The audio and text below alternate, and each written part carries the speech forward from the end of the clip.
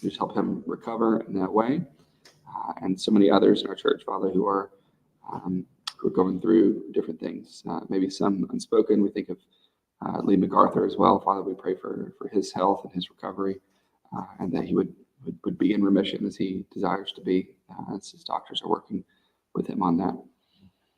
Father, as we open your word this morning, help us to see just the uselessness of the things that we cling to as idols in our lives.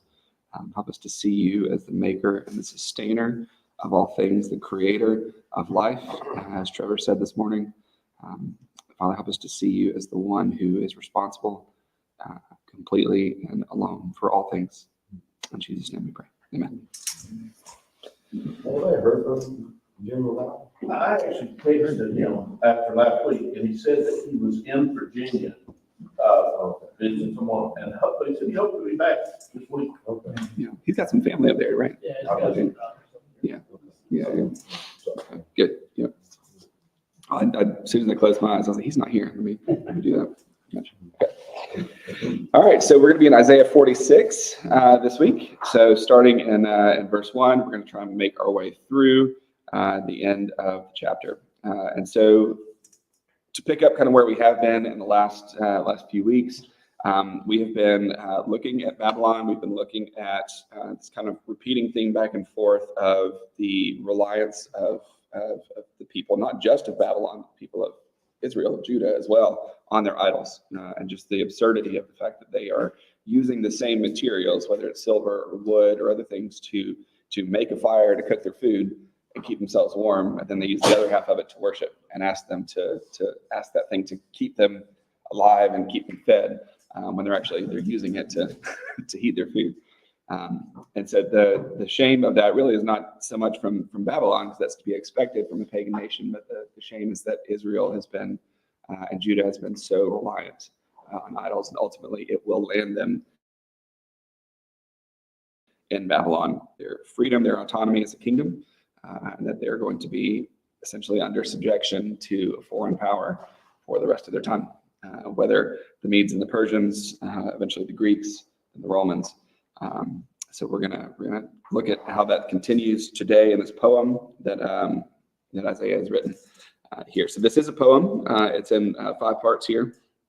It goes back and forth in contrast to the first 2 sections, and you may see this in your Bible where they're split into. They have the little paragraph spaces in between them that can help you see those sections. That first section, verses 1 and 2, is about these gods of Babylon and how they are a burden to the people. And then there's the contrast in 3 and 4 of the fact that our God, the God, is the God who bears burdens. Right? He doesn't cause burdens, he bears them.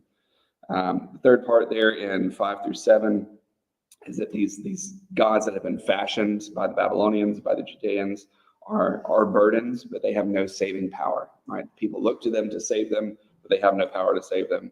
But then you see in part 4, 8 through 11, that our God, the God of Israel, is the God who makes, right? So he is not made, he is the one who makes and creates and sustains. But not only that, in part 5, the end, 12 and 13, he is also the God who saves, right? These idols cannot save, as the people call on them to do. They're unable to do that, but our God does, okay? And so that is what Isaiah is pointing us to. So we'll go ahead and read it, and we'll jump in. I've got an eyelash that keeps popping in, but we'll get that. All right, so verse 1, Bel bows down, Nebo stoops. Their idols are on beasts and livestock. These things you carry are borne as burdens on weary beasts. They stoop, they bow down together. They cannot save the burden, but themselves go into captivity. Listen to me, O house of Jacob, all the remnant of the house of Israel, who have been born by me from before your birth, carried from womb, even to your old age. I am he, and to gray are you. I have made, and I will bear. I will carry, and will save. To whom will you liken me and make me equal, and compare me that we may be alike?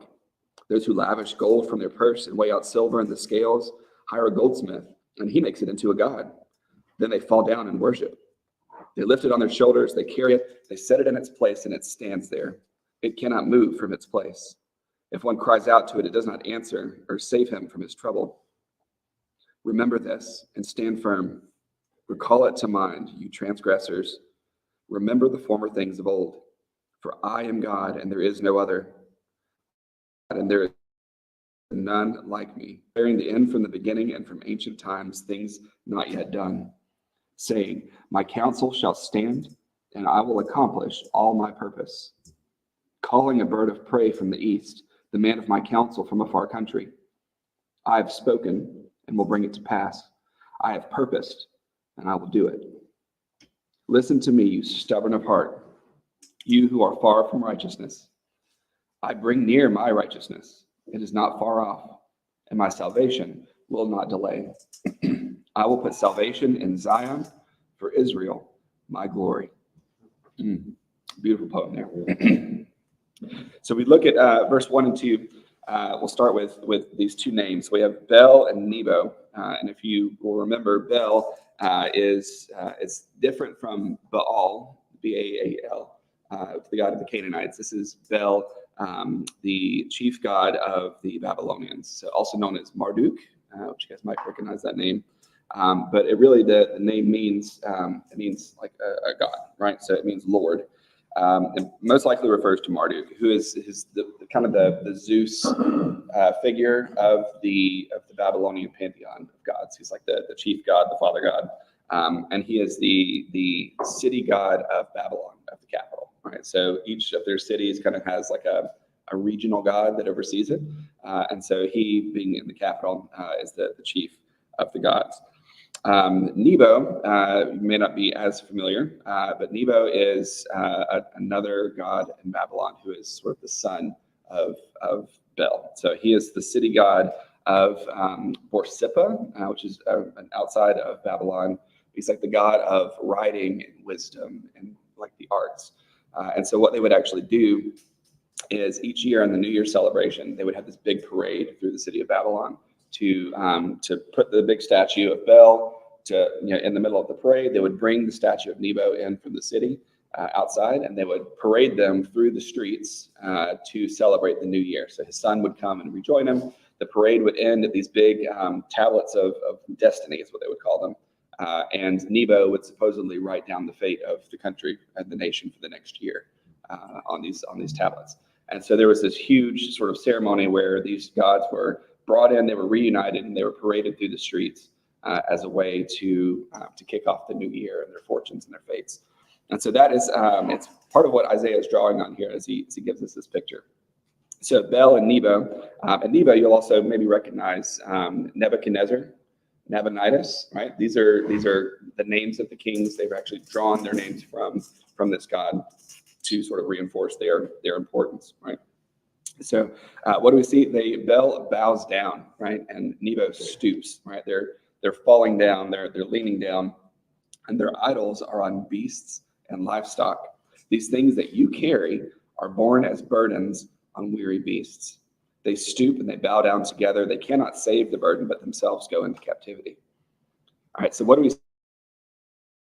see? We see that these gods, supreme God and his son, who's like second in command, not sustaining, and they're not holding anybody up. What are they doing? They're falling, they're bowing down. So verse 1 and 2 both start with that stooping and bowing down together. It's interesting because they are supposed to be the ones that are sustaining and keeping the country and the nation. He's calling their babies ugly real quick. That's right. Yeah. And so instead of being carried, instead of carrying the nation, they are being carried. All right. And if you could picture too, this is when you see this picture of like the beasts and the livestock carrying this idol. It's not like an action figure, right? That they're like, okay, get the idol, throw it in the pocket of the donkey, and get it out of the city. Like, this is a picture of evacuation. This is battle is coming, invasion is coming. Protect the idols, get them out of the city. Put them on the beast and get them out there. But these things are massive. Huh? The irony of that, exactly. Yeah, and actually a lot of the grammar even that he uses, that Isaiah uses, is rich with irony as he goes through this. But these idols are, if you can picture like the Easter Island statues, if you've ever seen those, like in a museum or in like photographs, these things are huge, right? So you've got these massive statues of the idols that they're trying to get out of town, and they're having to use these beasts of burden to carry them. So it's not like they're just chucking it in the pocket with the donkey, right? They're having to strap this thing, and these beasts are having to pull and tug and get these things out of the city. And so that is the picture of the burden, right, that he continues to bring up. They are burdens on weary beasts. Not only are they no help to the people who are having to evacuate, but they are not even the animals want anything to do with them. Right? The animals are sick and tired of pulling these giant pieces of stone and silver. And so they stoop, they bow down together. They cannot save the burden. They can't lighten the burden on the animals. They can't lighten the burden on the people. They can only make it worse, right? Because they're these huge, massive statues that they've built. But they themselves go into captivity, right? They cannot escape the city. They get taken back into captivity. So rather than being paraded through the streets as the saviors of the nation every year on New Year's, now they are being paraded out of the city in captivity, right? Without the celebration, not as the deliverers of Babylon, but as the burden that we have to bear. Now, this is what has caused our destruction. Bow is kind of perfect. It's the perfect tense, and then stoop is participle. So the verbs there are even it's like active and happening at the same time, but also kind of future. So it's like Bel bows down, Nebo is stooping down. It's like this picture of like it is happening. It's going to happen, right? And so weary, also a super interesting word there. Because this giant statue is impressive. It's frightening. Even if you've ever seen like the statues of like Zeus or Athena in the Greek temples, like they're huge, like overbearing, massive statues. These things are terrifying, but they're coming out of the royal house and being put onto cows and shipped out of town as fast as they can. So they're losing their mystique. They're losing their respectability because they're having to get kind of chucked out the back door so people don't come in and destroy it, because it's going to happen. The Medes and the Persians, anybody who comes in and invades the city, what do? They destroy the gods of the city in a matter of conquering. So if the invading army gets in and they find the statues, they find the gods, they destroy the gods and say, our God has destroyed your God. You don't have your God anymore because your statue's been broken. So that's why they're trying to do this. And so they lose all of their respectability. They lose all of their quote unquote holiness, because they're having to be rescued, right? Instead of being rescuing the people. I was reading the other day, some of Josephus even talks about this too. Like it's one of the things that shocked the Romans whenever they invaded the temple, and then they went inside the temple structure itself and all this, because that was one of the things they would do. They would take the gods, they would take the statues, they would haul them back, right, as a trophy of conquest. Problem was they walked inside the temple and guess what? The box. There was no statue. This is pretty interesting. So, Yeah. So we'll just burn it down. Right? Mhm. So they did. Yeah. Yeah. So, all right, we go into verse 3 then. So God says, listen to me, O house of Jacob, all the remnant of the house of Israel, who have been born by me from before your birth, carried from the womb, even to your old age. I am he, and to gray hairs I will carry you. All right, so he's using a contrast language there. So just as these cows and these oxen are having to bear those idols, and they're weary of bearing those things, and the gods cannot do anything to help you because they are the ones that need help. He says, listen to me, O house of Jacob, right? So my people, all the people who are left from Israel, said, I have borne you. I have been the one that bears you. You haven't had to bear me. I've been bearing you before you were born. So all of your forefathers, all of your ancestors, I've carried you from the womb, and even to your old age, I will be the one that carries you. All the way to your gray hairs, I will sustain you. I will hold you. So God is reminding them, he says, listen, you don't have to bear a burden for me. It's like, I bear your burden, and it's a heavy burden because you've been a disobedient and reckless, stiff-necked people. But I've done it before you were born. I've done it since you were born, and I'll do it until your old age, until your death. So I will be faithful. He says, I have made and I will bear, right? There's this picture then of not only have I made you, but I'm not going to leave you. So I'm not going to make you and leave you out there to fend. I've made you and I'm going to continue to carry you. Well, my daddy used to have brought you in this world, and I would take you. That's right. He said, I brought you in and I'll take you out, right? Exactly. He said, I'm not going to leave you. That's right. He said, I will carry and I will save. That's right. And so Isaiah is looking forward to those who are going to survive into this time of Cyrus. Remember, we were talking about Cyrus in chapter 45, Cyrus being the Medo-Persian king who comes in and conquers Babylon, and who ultimately is the one who allows for the deliverance of Israel out of exile back into Jerusalem, right, to be able to go to Ezra and Nehemiah. And so what's so unusual about the prediction of Cyrus was what? The fact that he names him, for one thing, right? So this is what, a couple centuries, century and a half before Cyrus even comes onto the scene. And he is naming him by name, that he's going to be the one that comes in and conquers Babylon. All right, so we're going to pick up some of that fortune telling, if you wanted to call it that, about the Babylonians, but the future predicting, right? By the palm reading, yeah, that kind of thing, yeah. And so, yeah, I mean, God is the one who predicts the future, and he's going to draw on that in just a moment. But that is what he's pointing out. So, looking here, the people have been loaded on their God. God carries the burden. That have carried is like have been carrying. It's a constant thing. So it's not like I carried you and now I've deposited you in Babylon and I've like taken you off my shoulders for a little while as a punishment. No, he has continued to carry them even as they are in exile, and to provide for them and to care for them. Except in the case of I will rescue, there in verse 4, that I will carry you. It is everything in here is like an emphatic form of the verb. So it's if you read it, then it's like, even to your old age, I am he, and to gray hairs, I will absolutely carry you. I have totally made you. I will absolutely and certainly bear you. I will certainly carry you, and I will certainly save you, right? It's that reinforcing, emphatic, like, do not forget, right? And it opens there in verse 3, listen to me, right? What do you do when you want your kids to have your attention? Listen, right? Listen to me. Look at my eyes. Make sure you're paying attention, right? And so he's got this emphatic language. He's like, I am carrying you. I will bear your burden. Don't forget, I am currently bearing your burden, and then I will continue to carry your burden, even though it looks like things are rough, even though it's going to be a while, that you're going to be 70 years that you're in exile. I will continue to bear your burdens throughout that period, and I will deliver you on the other side. All right. When he says, I have made you, he's talking about not just the people individually, right? So the individual lives, but he has also made the nation, right? And so he draws back then the remnant of the house of Israel from before your birth. That have made is talking about his chosen people, right? God has chosen these people. He has made them into a nation through their forefather Abraham, and he will continue to keep that covenant promise of Abraham, that he will select this people for himself, that he will continue to keep them in his grace. And so he's pointing that out again to say, you know, I've made you a nation. I will continue to keep you as a nation. All right. That rescuing is not a separate effort or an act, but it's actually part of the service that is automatically rendered by a God who bears our burden.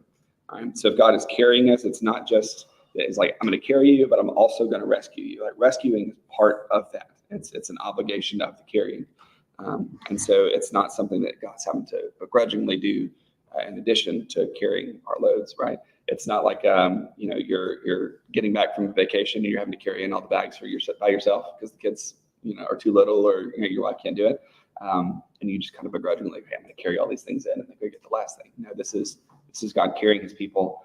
And as a result of that, he is also having to rescue them, right? And to do that automatically. So we go into verse 5, and we see this comparison then of God to these false idols. So it says, he opens up with the comparison. He says, to whom will you liken me or compare me and make me equal? Who will you compare me to that we would be alike, that we would be similar? Those who, and he talks about those who are making idols. He said, those who pull out gold from their pockets and they weigh out silver in the scales. They hire a goldsmith to turn that into a god, and then they fall down and worship. Okay, so we see here it's that compare word is almost like the facial resemblance of like a child. So of like, you know, if we say like, oh hey, like with my kids, like Emilu looks just like my mom, right? There's that resemblance right there. Or Graham looks just like Jamie Lynn when she was a kid. That's the kind of compare that we're talking about. And so it points to like a general likeness. So like, are you trying to say that that I, as the one true God, are even remotely similar or descended to or connected to these idols that you're fashioning? Like, are you trying to say that we're on the same playing field, that we're on the same level of authority or the same level of power. So how are you trying to count me equal or to compare me to be level, right? To be on the same terms as. You're trying to put this thing up on the same level as me, as the God who creates. And so the compare draws out those similarities. So he's asking, he said, is the Lord even remotely similar to any other God that you've had? Is he similar in appearance? Even if he's not similar in power, is even similar in appearance, right? What kind of comparison are you trying to draw? He points out there is none. There's no comparison between the one true God and these things that you're literally taking out of your pocket and hiring somebody to turn into a God.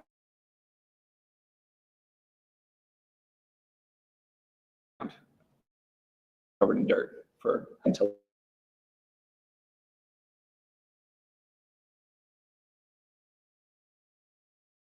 the irony is great here, because some of these words, like the word to make, when he talks about you hire a goldsmith and he makes it into a god, he's got a little piece of grammar there at the front that really pulls out the irony, and the idea is that they are using this word El, right, God, right, the word for God, and they're using it with the word making at the same time. So the irony is that what does our God do? He makes, right? He is not made, right? And so that's the irony that he pulls in. It's like you have a God and you are making it, right? That's not the same thing, right? We're using the word for our God and we're using it with making. That's not working. But then we also have the word worship there. So whenever it says that they bow down and worship it, they fall down and worship it. The irony there is in the fall down. So the emphasis in this sentence is not on the worship of the idols. The emphasis is on the falling down. And the idea is that it's not that they're falling down and worshiping, it's that they're like tumbling down. They're falling from a place of elevation, or they're like being struck down or knocked down, right? They're being made low in this process. So by making their own gods and worshiping their own gods and doing all of this, they're not just trying to compare themselves to God and their creation to God, but they're also bringing themselves to ruin in the process, is what Isaiah is pointing out here. And in verse 7, it says, they lift these idols to their shoulders, they carry it, they set it in its place, and it stands there and cannot move from its place. All right, so we go back to this picture then from the first couple of verses of the idols being born, right? So the idea of carrying the burden versus bearing the burden. So this idol that they've made, that's supposedly their God, right? They've given their silver and their gold to it, and they're going to worship it. What do they have to do? They have to move it, right? It can't sit in the blacksmith's shop forever. They can't go worship it at the store that they bought it from. So they have to move it. They have to go put it somewhere. They have to take it to the temple because it can't get up and walk itself to the temple, right? It can't move into the temple. And so how does this picture that he paints of the people literally having to like haul it up on their shoulders, carry it, set it down in its place in the temple, and it stands there and it can't move from its place? Compare that to what we saw in 1 Kings, right? When God comes into the temple. What does it look like when our God comes into the temple in Jerusalem and Solomon's there? I didn't get it right. Yeah. Is it quiet? No. What happens? Big column of smoke and cloud comes down, descends over the temple. God's presence and his glory fills the temple. All the people can tell something's happening, right? So they bow down and worship. And they're blinded by the glory of it, right? They can't look at it without. It's dependent upon man. Yeah, exactly. From construction to moving it, reload, whatever it is, totally dependent upon man. Yeah, exactly. And I think that's worth pointing out too, because they could even argue, say, oh, well, you have a temple for your God. Your God resides in that temple. Well, where was God before the temple? Where was he before the tabernacle? He dwelled with his people, right? And so he commanded the people to build a temple, to build a tabernacle, so that he could meet with them.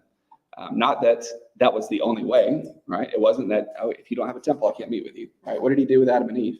He walked with them every day in the garden, right? What did he do with Abraham and with Isaac and Jacob? He met with them, he talked with them, right? He spoke with them. He doesn't need a temple built by human hands in order to dwell in. He can dwell with his people however he wants to. He indwells us now, personally, right? He doesn't need a temple now to meet with us in. But he, in his grace, chose to inhabit the temple as a place of sacrifice, as a place of meeting with the priest and for the atonement of the sins of the people for that period of the covenant. And so we see the comparison then of how God enters even the tabernacle with Moses and how he enters the temple with Solomon, to now this picture of these guys who have made this idol. They have to pick it up and carry it down the street into the temple, put it into place, anchor it down with chains to make sure that it doesn't fall over.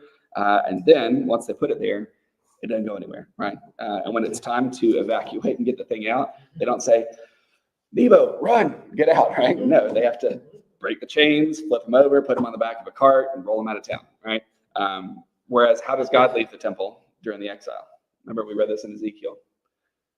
He gets up, he walks out, and he leaves, right? He descends over the mountains to the east. When I was gonna say too, Yeah. that's so comforting because all this is prophetic with respect to God is going to send his people in exile for their judgment, Mhm. punishment. But his leaving the temple and going to reside among the Judeans in exile, I mean, Yeah. it's the irony that this God you set up, it can't move. Yeah. But your God can. Yeah, He when will you be with you. Yeah. Even if the temple itself is destroyed, you know, so Yeah. all these pictures of God moving, whether it's the wilderness generation, coming to the temple, or even in exile and then coming back. I mean, Yeah. these are fascinating contrasts. Right? Yeah. When God promises to make a nation for his own and to be with them, he stays with them, right? He follows them through the desert, he follows them, and he dwells with them in Jerusalem. And ultimately, when they get exiled, he gets up and he goes east and he goes to reside with them. And that's what he says here. He says, I've made you, I will bear you, I'll continue to carry you and to save you. He is with them in Babylon. Think about the money they could have made on all of this back then. Idle what?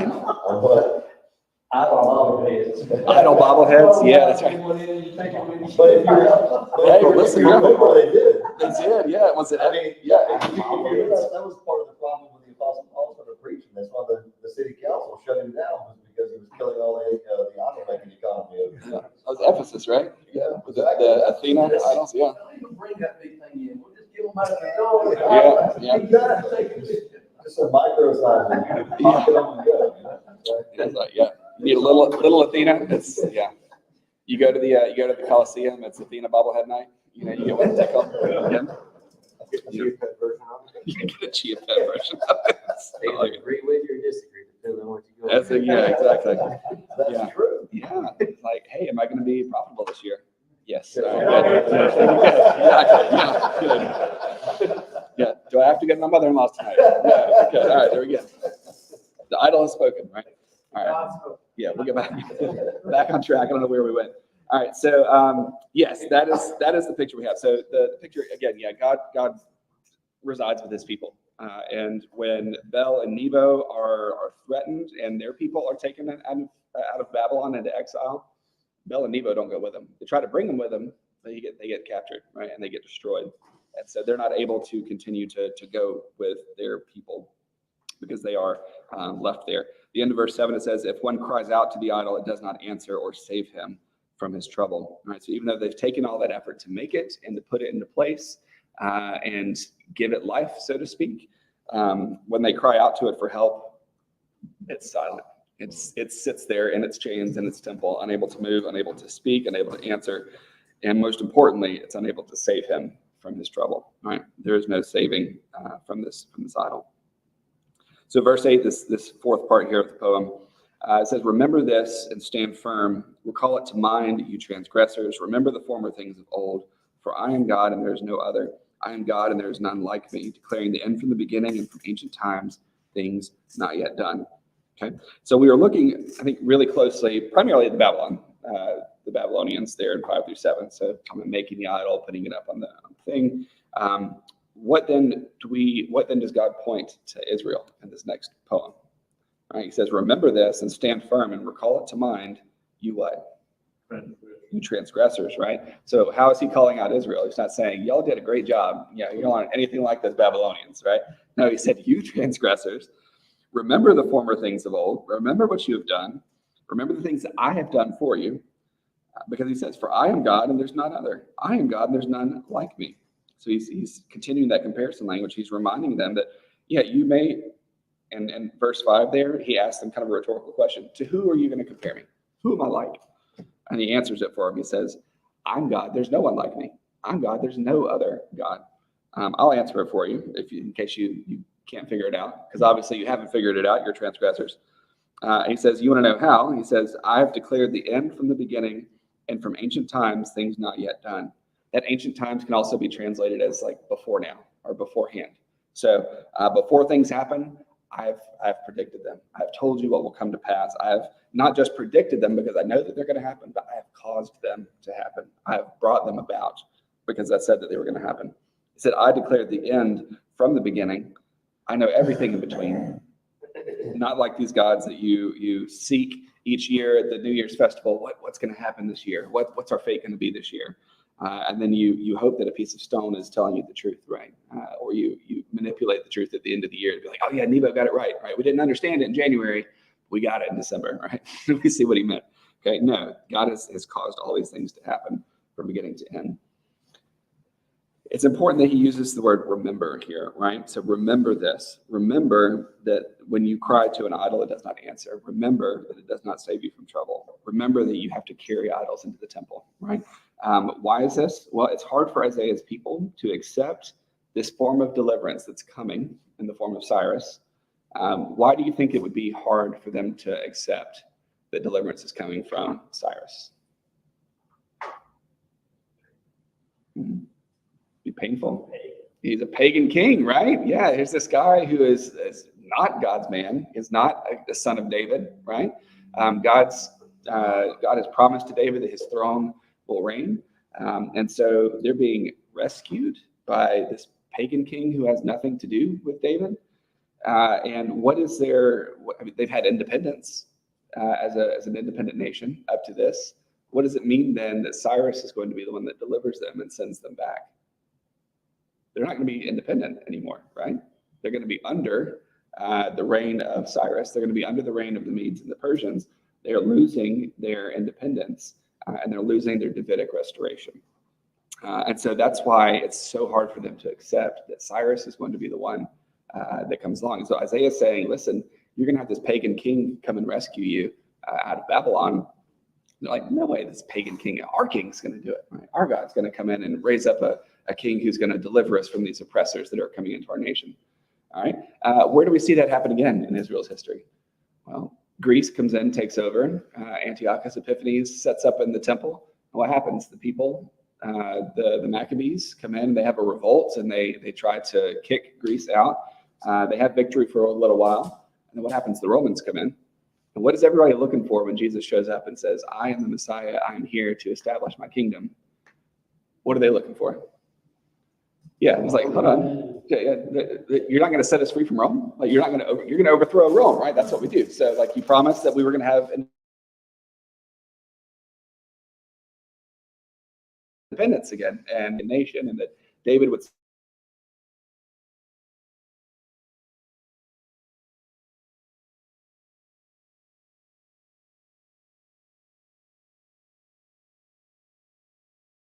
and what God's trying to get into their head, what Isaiah's trying to get into their head, is that, listen, what was the punishment of breaking the covenant? You lose your land, right? So you go into the promised land. If you keep my covenant, you'll have blessings. If you break the covenant, you're going to lose the land. And they've broken the covenant for hundreds of years. And now the punishment is that they have lost the land. The curse of the covenant has come on them, and they're losing autonomy over their land. And so this is a tough pill for them to swallow. So Isaiah is like, remember this, but not just remember this. He says in verse 8, he says, stand firm, right? Don't get discouraged by this, because all of my promises before this will still come to pass. And that's what he reminds him of. He says, I am still God. There is no other. I am still God. There's none like me. I have declared the end from the beginning. I am making all these things happen, saying my counsel will stand and I will accomplish all my purposes, right? And so he's telling them not to be discouraged that this pagan king is going to be the one that God uses, not to be discouraged that they're not going to be their own independent nation state anymore, but to remember that God will deliver them. That's all he wants them to think of. Don't worry about autonomy. Don't worry about your independence. Your independence has been a problem for you, right? Clearly over the last couple of centuries, but I am still the one who takes care of you, and I will continue to carry you, and I will bear your burden for you. Just trust me. Right, that's ultimately what this breaks down to. And so as we come through then into verse 11, leading into it, he says, my counsel will stand, I will accomplish all my purpose. And he explains what that purpose is, right? So verse 11, I will call a bird of prey from the east, the man of my counsel from a far country, right? Who is this? This is Cyrus, right? So a bird of prey, right? Not a gentle dove, right? I'm not calling this peaceful little white bird to come over and to bring you guys peace. No, I'm calling it a bird of prey, like an eagle or a falcon, a deadly animal to come over from the east. What was the symbol often of these empires were these birds of prey, whether it was the eagle or the hawk. Often these were the symbols of the nations. And so that is a symbol of this foreign emperor coming in. But what does he call him? He doesn't just call them a bird of prey from the east, but he calls them what? There in verse 11. He calls him the man of my counsel, right? Again, there's that picture of Cyrus being his servant, right? Which ruffled a whole lot of feathers, because who is the servant of God? It's the Messiah or King David or the priest, right? But not this man Cyrus, this pagan king, this bird of prey. This is the man of God's counsel who's coming in. And to rebut anything that they have to say against this, how does he end verse 11? He says, I've spoken, I will bring it to pass. I have purposed and I will do it, right? The words said, all right, I have spoken it, I will bring it about and I will do it. These are all, again, those emphatic verbs, right? So it's I will surely do it. I will certainly bring it to pass. I have absolutely purposed it. I will most definitely do it, right? It's a way that you can read that. So there is no wiggling around this, right? God is absolutely going to do this. And he's also just kind of doubling down on this prediction, this foretelling of what's going to happen. He says, in case you don't think that I know the truth, watch it happen. Watch and see. Stay around and find out.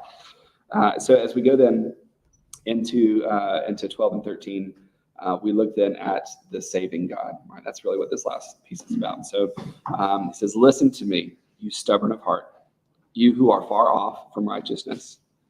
I bring near my righteousness. It is not far off, and my salvation will not delay. I will put salvation in Zion for Israel, my glory. All right. So who are the stubborn of heart here?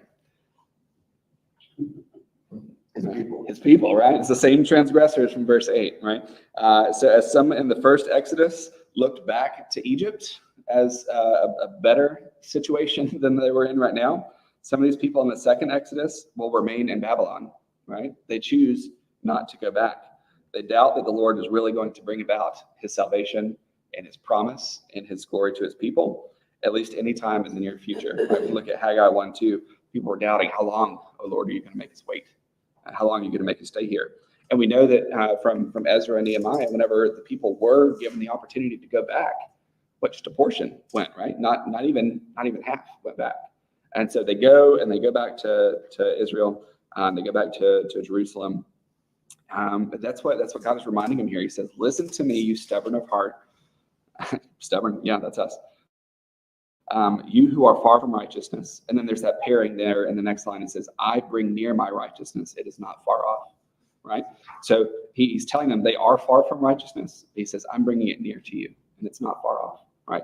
He doesn't tell them to come back to his righteousness. He says, I'm bringing it to you, right? There's this picture that when they're in exile, they're not going to be completely cut off from God. It's not that God's staying in Jerusalem and they're in Babylon on the Kebar River, and they're far from his righteousness. He is going to bring it to them. All right. It is not far off. And he says, my salvation will not delay. All right. He said, I'm not going to hold off on my salvation any longer than I plan to. But he says there, the reminder at the end, he says, I will put my salvation in Zion, in Jerusalem. He said, for Israel, my glory.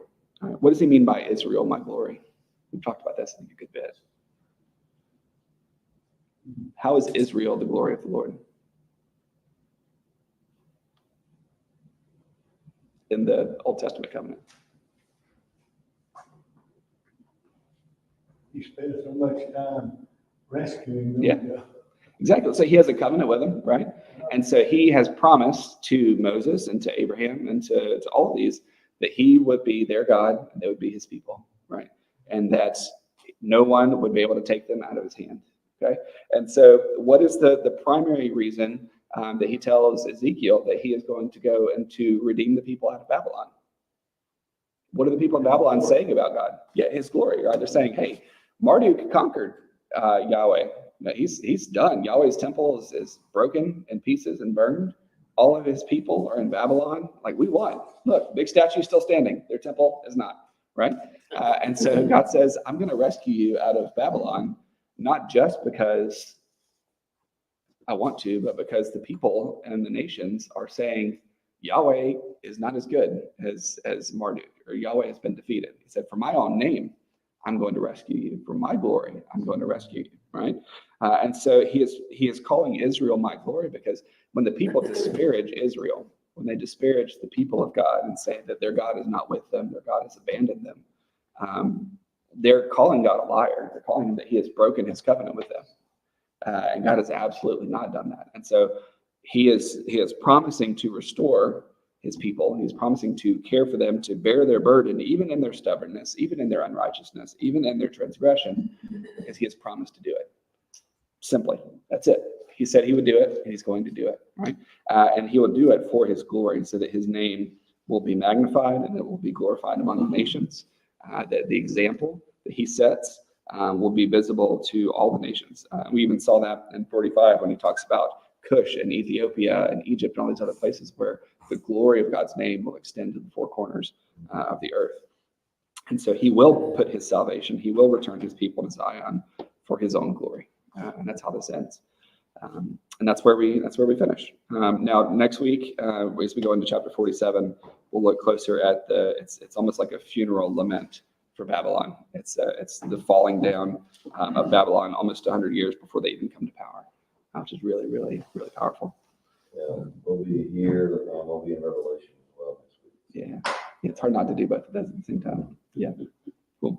Any comments? Any wrap up? One small thing that just speaks to me as really the scriptures, it's like the Babylonians, they're physically with their own hands making little G gods in their life. It just, I can't help but reflect, am I, or are we making with our own hands things that we give our attention and time and focus to, that we build with our own hands, that we don't realize that are becoming little G gods in our life, that take our attention away from the one true God. I mean, it's like the way that Ecclesiastes and Solomon talks about, there's nothing new under the sun. I mean, we're modern day Babylonians, but us as Americans, we just don't realize that even us in this room at times, the little gods in our life that we're making, just so important that we be careful to reflect and make sure that our attention from the Lord is not being pulled away from other things. Yeah, we definitely make those a priority. God an option at times for sure.